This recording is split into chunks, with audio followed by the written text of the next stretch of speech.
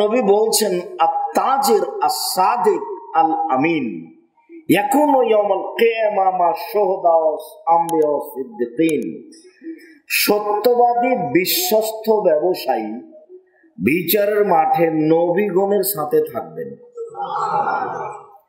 পক্ষান্তরে জমি চাষকে অপছন্দ করেছেন। আল্লাহ নবী বলছেন জমি চাষ করলে অন্তর শক্ত হয়ে যায়। আবার বলছেন আত-তিজারাত মাল কিদ ওয়াল হালাল, ব্যবসা করলে মিথ্যা কথা চলে আসে, ব্যবসা করলে কসম চলে আসে। কসম, আল্লাহর কসম আমি এই দামে কিনেছি, অনিচ্ছায় চলে আসে। আল্লাহ রাসূল বলছেন ফুশুবহু বিসাদকা, এটা দান করে ওর ক্ষতিটা পূর্ণ করে দেবে। তাহলে আল্লাহ রাসূল ব্যবসার ব্যাপারে অনেক কথা বললেন। কেন? ব্যবসা করেই অসহায় মানুষের উপকার করা যায়, ফকির মিসকিনের উপকার করা যায়।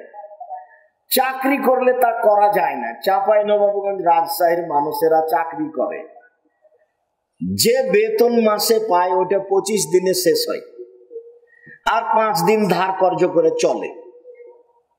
আবার যখন পেয়েছে তখন ধার কর্জ পরিশোধ করতে করতে কমে গেছে, আবার 25 দিনে শেষ হয়ে গেছে। তো সারা জীবনটা এভাবে গেল, তো ফকির মিসকিনকে কি দিবে? বাপ মাকে কি দিবে?